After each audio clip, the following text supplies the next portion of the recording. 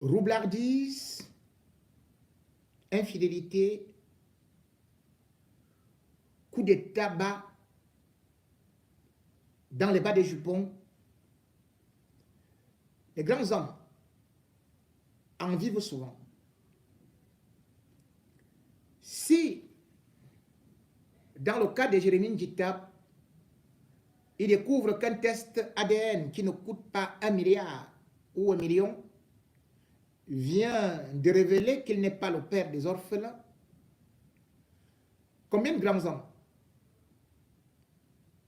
ont eu parfois des femmes ramenées alors qu'ils sont noirs, des blancs ou des métis? Combien d'hommes ont été trompés, y compris les chefs d'État?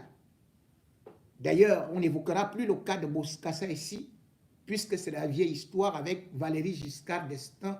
Entre eux, là-bas, si haut, on peut se faire des choses qui viennent aussi des gens d'en bas. Mais néanmoins, il y a d'autres qui, non seulement avec de l'argent, ont acheté maman avec leur fille, en ont fait des instruments. D'autres qui sont allés dans des familles prendre plusieurs femmes à la fois parce que juste il y avait le pouvoir de l'argent. Et quand l'argent finit, ou alors quand le pouvoir commence à finir, ces femmes-là commencent à retrouver de la liberté. Les hommes-là des hommes-là peuvent peut-être dire que pourquoi ça se passe maintenant que en prison, beaucoup de femmes qu'il avait ne partent plus lui rendre visite. Les hommes-là des hommes-là, lui également, il est parti dans des foyers faire des enfants. Nous n'allons pas citer des noms ici parce que nous ne voulons pas perturber l'avenir de ces enfants. Surtout que leurs parents ont digéré l'infidélité de ces femmes-là. Mais entre-temps, les hommes-là des hommes-là, tout comme Djita, les voleurs qui n'aiment pas être volés, ils surveillent tellement sa femme à la lettre, ses femmes à la lettre, que les crises sont régulières. Les hommes-là des hommes-là, bien évidemment, contrôlent ces femmes, y compris ses fiancés et même ses employés de Vision 4 du groupe L'Anecdote, avec la braguette et le bâton en main. Et d'ailleurs, il rassure. J'avais bientôt sorti et c'est là où vous verrez bien. Comment? Je t'appelle depuis, pourquoi tu ne prends pas le téléphone? Lui, il parle comme ça, même au milieu de la cour de la prison. Il blâme des femmes. Parce que la prison, c'est son paradis à lui, qui s'est façonné, où il gère sa polygamie. Et puisque d'ailleurs, il a embolidouillé, il peut continuer à blâmer des femmes, à faire des partouzes, même avec le téléphone. Oh oui. Fais la vidéo, non, fais la vidéo. Il y avait voir là où tu es à la maison, là, et tout, et tout, et tout. Depuis qu'il est parti à Konengi, Mélissa n'a plus fait de sortie. Si oui, on se souvient tout simplement en février 2023, où encore là, elle était convaincue que son mari allait rejoindre le lit conjugal.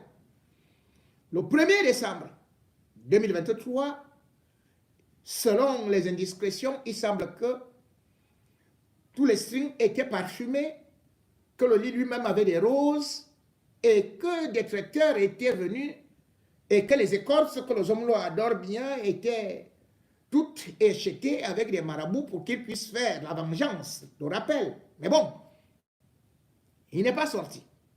Cette fois-ci, avec le procès de l'assassinat de Martinez ouvert, le Zomlo des Zomlo, lui, connaît déjà l'issue, puisque son avocat a dit qu'il a déjà bien arrosé.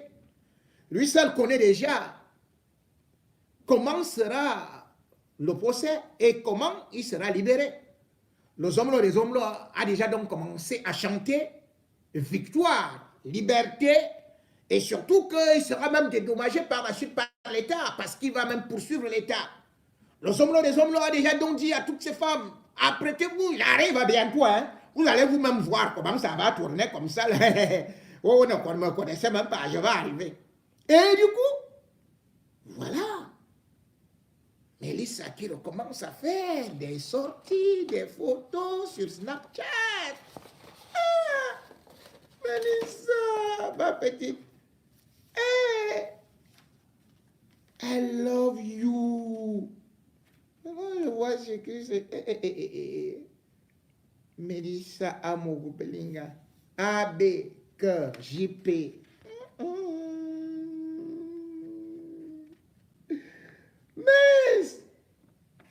Mélissa, dis-nous, c'est quand là, non? Non, ici, là, je vois. Mélissa Amourou Belinga. Ça, c'est Snapchat. David. Ah! Qu'est-ce que c'est, quoi? Ah! Je vois ici, là. C'est qui? Davido. Oh. Mélissa, tu es parti prendre en haut comme ça. Davido. Voilà, Mélissa. Davido. Mélissa, peut-être il y a de cela 200 ans. Ah, il y a qui là? Mais. Ça c'est Fally Ipupa. Fally Ipupa. Enfin, ce n'est pas quand même malin.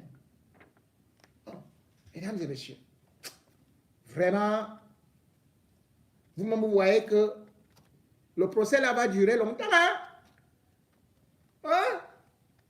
Non, l'enfant, c'est quand même les options, hein? Mélissa, moi je te vends et je te lance. Ici là, qui va rembourser la dot? Oui, les saveurs que Zomlo te dit là, surtout quand Zomlo dit que tu sembles que tu avais fait ou quoi là, la fausse. Moi, je ne suis pas témoin ou l'enfant d'autrui. Regardez l'enfant ici. C'est pour David ou pour qui? Pour Fally Ipupa.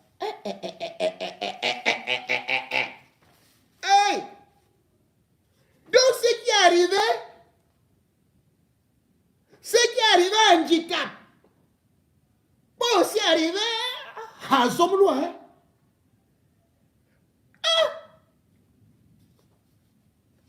Mélissa, pour l'instant, là, ne commence pas à danser qui vient. Peut-être que, comme on dit que toi, tu danses déjà, qu'il t'a dit là, peut-être c'est seulement une façon de t'embrouiller. La fin de la toi-même, tu vas voir. Ce sera le procès, ira souvent jusqu'au milieu de la nuit. Et même quand tu vas rentrer là-bas, tu parles même à Kondengi. C'est là où tu vas découvrir comment est-ce que Black Roger disait Kondengi.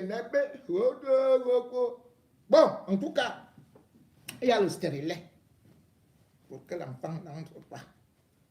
C'est la qualité là. Même le chef d'État, on les trompe. Hein? Si tu n'es pas là, on va faire comment? Et quand on parle d'Indicable là et tout, même Paul Biya là, lui-même, il est dans des problèmes. Hein? Paul Biya est dans des problèmes. Si on fait les tests ADN là, comme vous êtes en train de dire, moi je ne fais pas, pardon, moi je ne cherche pas des problèmes. Si on fait les tests ADN là, dites-moi, qui est le père de Franck Biya? C'est Paul Biya. Hein? C'est Paul Biya. Je crois que ma pomme.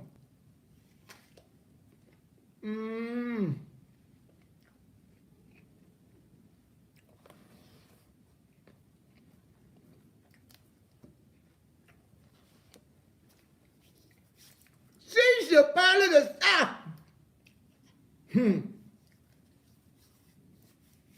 c'est parce que vous allez vous raconter votre histoire.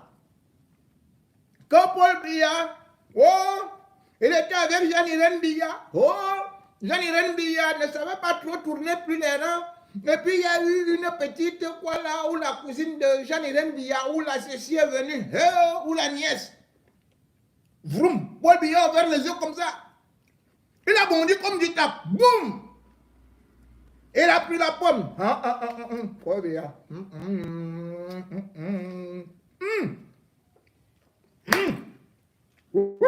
L'histoire du Cameroun, test ADN.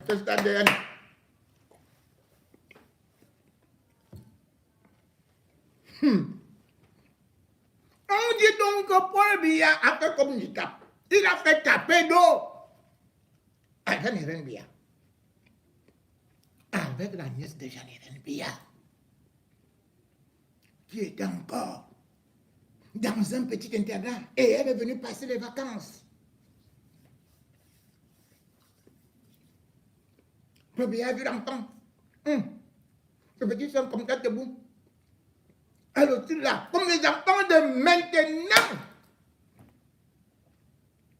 Qui a regardé le grand là même comment? Toi aussi tu commences à faire ça tant. Alors que ta tante était à la cuisine.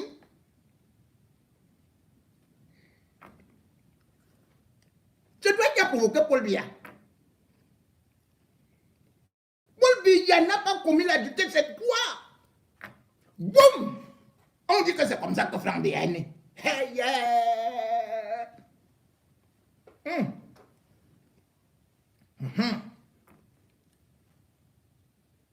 Mais sauf que, sur les papiers de Franck Biya, c'est écrit que mère de l'enfant. C'est ça que j'ai écrit sur Facebook, Google et consorts. Que c'est Jean-Irène Biya. Alors qu'on dit que elle avait fait une fausse couche seulement une fois. C'était en 1961. C'était au niveau de l'hôpital central où elle-même travaillait comme sage-femme. En ce temps-là, elle n'a pas fait d'enfant. Comment on nous dit que Franck Biya est l'enfant de Jean-Irène Biya et de Paul Biya? Et puis pourquoi est-ce qu'on ne voit donc pas la mère de l'enfant de... La mère de Franck Biya? Pourquoi on n'en parle jamais? Mais sachez que il y a quelque chose qui est fou. Parce que le frère de Franck Biya a saisi la justice.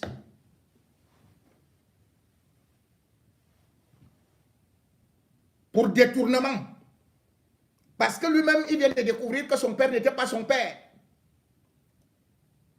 Et c'est Paul Biya qui a signé le décret. Hein? Je vais vous expliquer. Mais ce qui me paraît un peu interrogateur, c'est que la mère de Franck Biya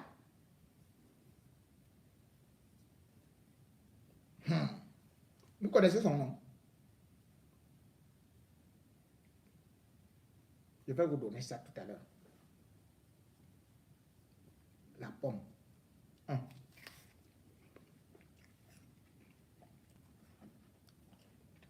C'est qu'elle avait un nom.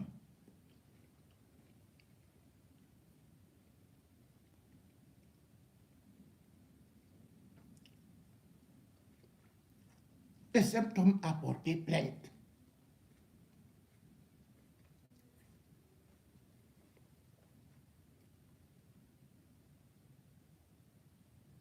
Ngotier. C'est un colonel à la retraite. Mais c'est une histoire qui date depuis. Et qui maintenant ne fait que se réveiller. Parce que ça a trop duré en justice, presque 40 ans.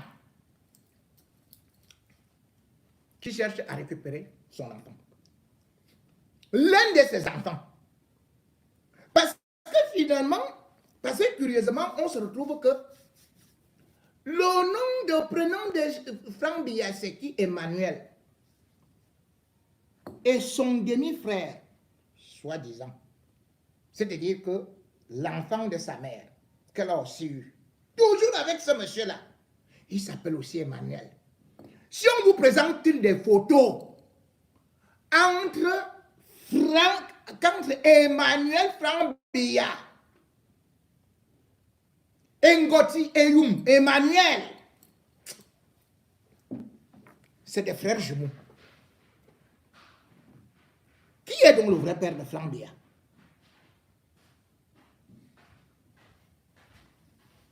Beaucoup racontent que, selon certaines indiscrétions, qu'effectivement, la nièce de Paul Biya avait eu une grossesse et bien évidemment sortait avec quelqu'un qui était un gendarme. Mais lorsque l'enfant est né, Eh bien, le gendarme, semble-t-il, ne voulait pas reconnaître l'enfant. Et puis, on a dit, voilà, Paul Biya aurait choisi, donc de reconnaître l'enfant. C'est pour ça, d'ailleurs, qu'on ne voit pas les photos de Franck Biya quand il était bébé. Hein. Vous ne le voyez que quand il est déjà à 7 ans, il consort et tout et tout. Puisqu'on ira le récupérer à Douala.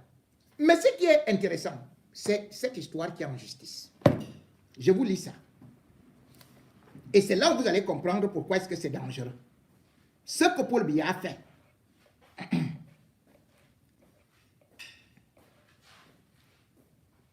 à Emmanuel Ngoti, avec la complicité de Kouete,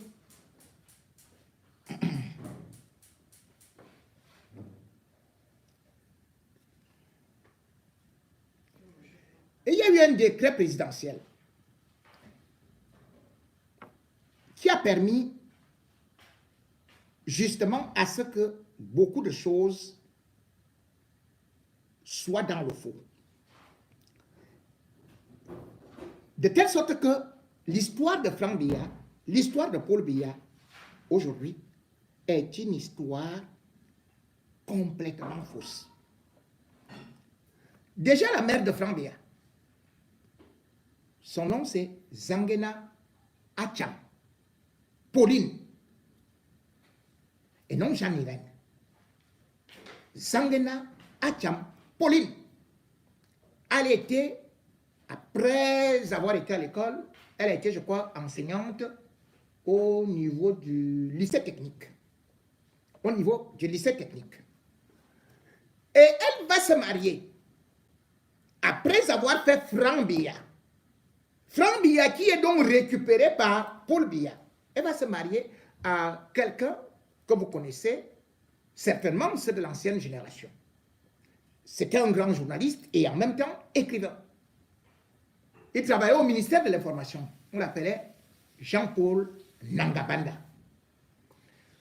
Lorsqu'il se marie à Jean-Paul Nangabanda, eh bien, les enfants nés hors mariage sont des enfants qu'on peut appeler illégitimes, mais qui peuvent être parfois adoptés, sinon pas encore un acte de naissance. Mais Jean-Paul Nangabanda va lui engager une procédure de reconnaissance d'un enfant qui avait, enfin, des enfants qui avaient déjà, c'est-à-dire que les frères de Franck Biya, parce que Paul Biya a récupéré l'autre. On ne sait pas ce qui s'est passé, justement. Bon.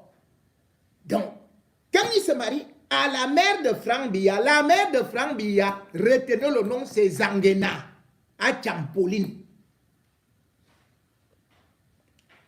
Quand donc Jean-Paul Nangabanda arrive, après le mariage, il engage une procédure de reconnaissance. Et c'est au tribunal de Ndom. Le tribunal de Ndom, il va donc faire certaines déclarations. À partir de ces déclarations, parce que Paul Biya également est dans la même position que lui, ils vont donc chercher à créer un décret pour valoriser ou alors pour officialiser cette reconnaissance. Or, le gars avait déjà un autre acte de naissance qui d'abord avait été dressé, c'était à l'hôtel de ville, par la communauté urbaine de Yaoundé. Alors, Nkwete sera chargé de suivre l'affaire parce que je crois qu'à l'époque, il était vice-président de... Non, vice-secrétaire général à la présidence de la République. Pendant ce temps,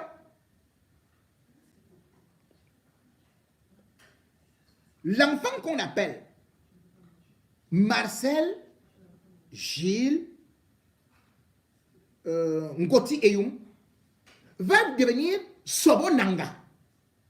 Sobonanga, c'est-à-dire qu'il porte le nom de la mère de Jean-Paul Nangabanda. Et comment est-ce qu'il va réussir à le faire? Parce que Paul Biya va signer un décret. Un décret. Et l'article 1er du décret de Paul Biya dit ceci. Monsieur Nanga Abanda Jean-Paul, fils de Abanda Sobo, et Nyanken Belinga, né le 4 mars 1956 à Kamban, est autorisé à changer le nom de son enfant Ngoti Eyoum, Marcel Gilles. Né le 14 mars 1981, je vous fais comprendre que Franck Biya est né en 71, c'est-à-dire 10 ans avant. De mère Zangena Champoline, en ce de Sobo Nanga, Marcel Gilles. Le second et dernier article charge donc le ministère de la Justice, garde des Sceaux, de veiller à l'exécution de la décision et à sa publication dans le journal officiel.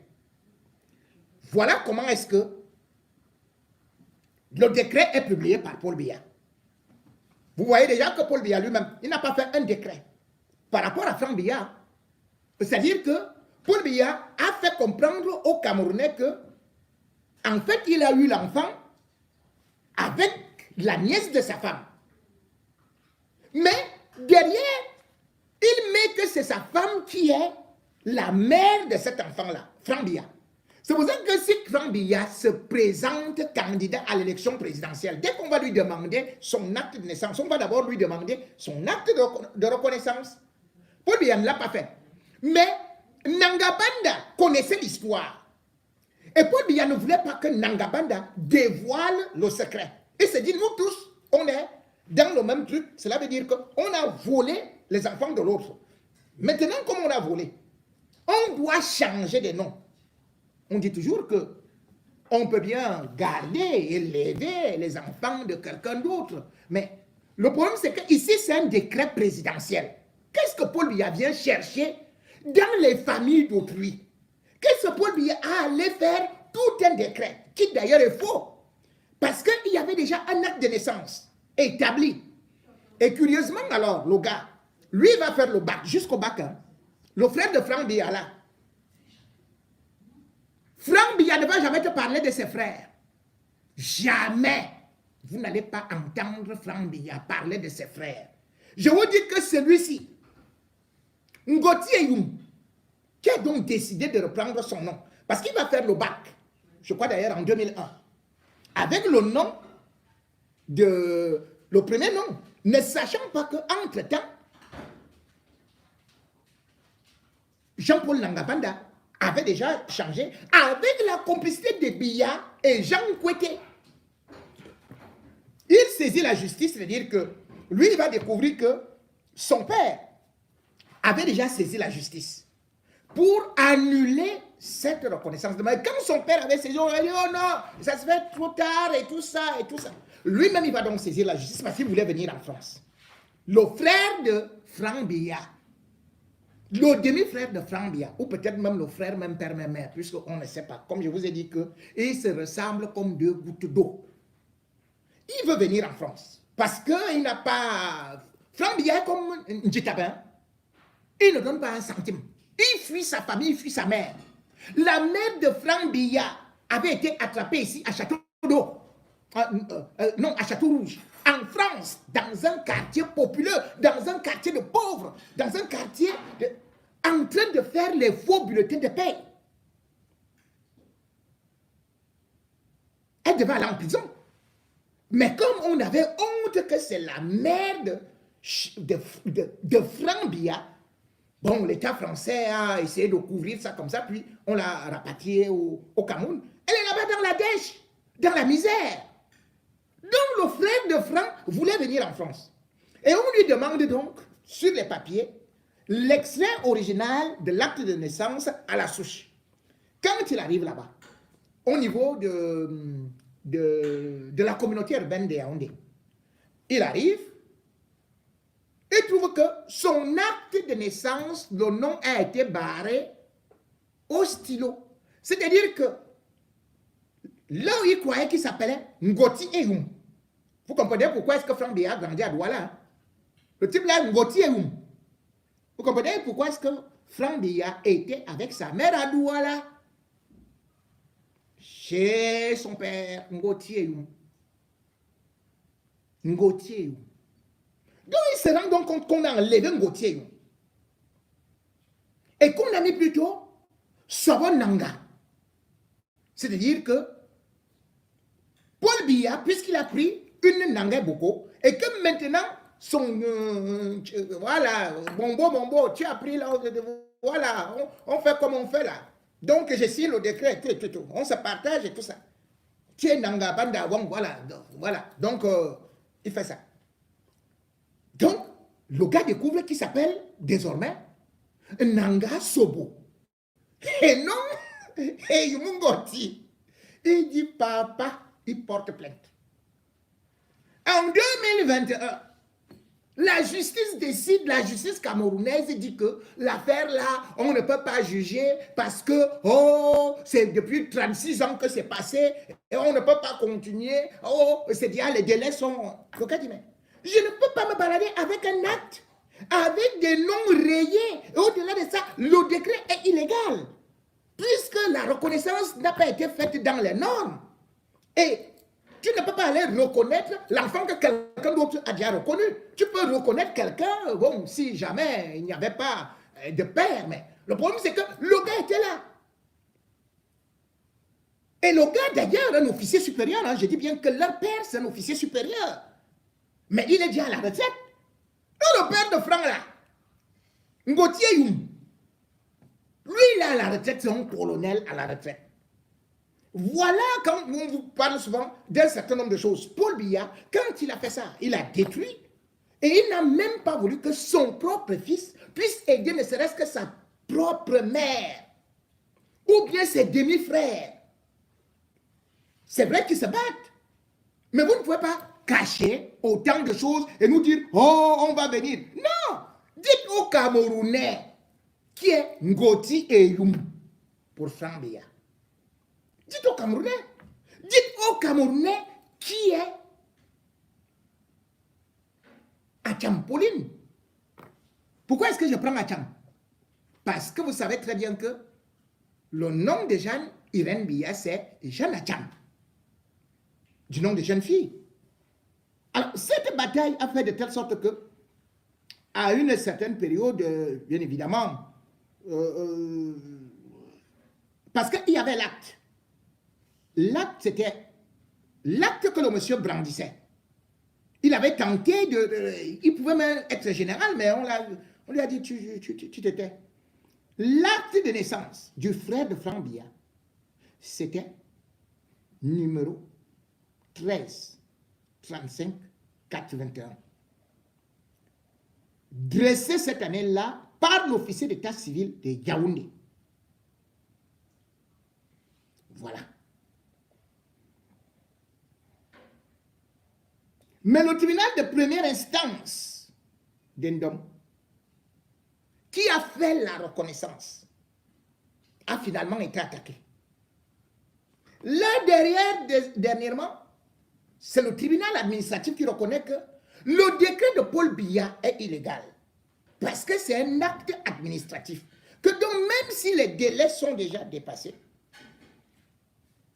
le faux est à tous les étages. Donc on ne peut pas considérer cela.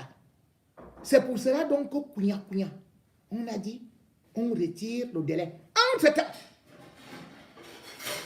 le frère de Franck Biya et son père ont saisi la présidence de la République. Je dis bien depuis 2021. Ils ont dit à Biya que résoudre le problème, c'est que toi-même tu es venu créer avec ton décret. Il n'y a pas eu de réponse jusqu'à ce jour. Paul Biya est donc en train de vous présenter un monsieur qu'on appelle Franck Biya. On ne sait pas à quel moment il a pris le nom de Franck Biya. On ne sait pas quel officier a signé son acte de naissance. On ne sait pas là où la reconnaissance a été faite. Tout ça est faux. Un beau jour, peut-être même qu'on va nous dire que les Brenda et Junior, là, c'est là où vous allez lire leur. Encore ma pomme.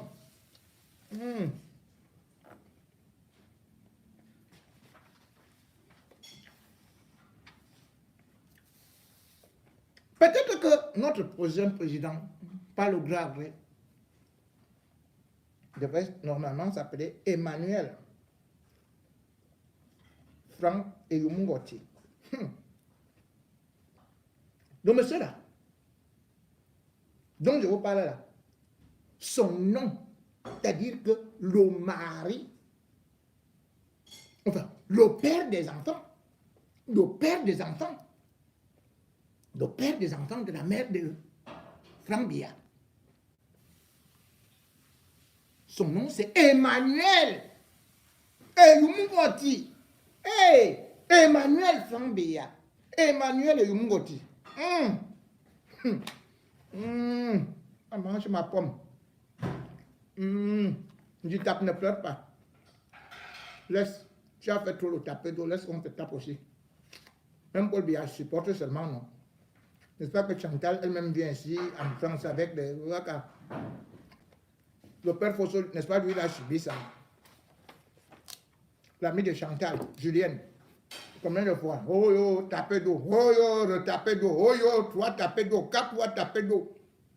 Si on fait les tests d'ADN là-bas, vous serez seulement surpris. Oh. Mangeons juste la pomme. C'est la bonne.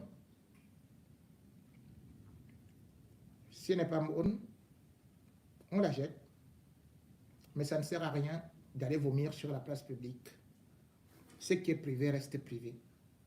Et dans des relations entre hommes et femmes, il faut savoir parfois se pardonner, recommencer. Et si ça se gâte, eh bien chacun tourne son dos, on se salue, basta.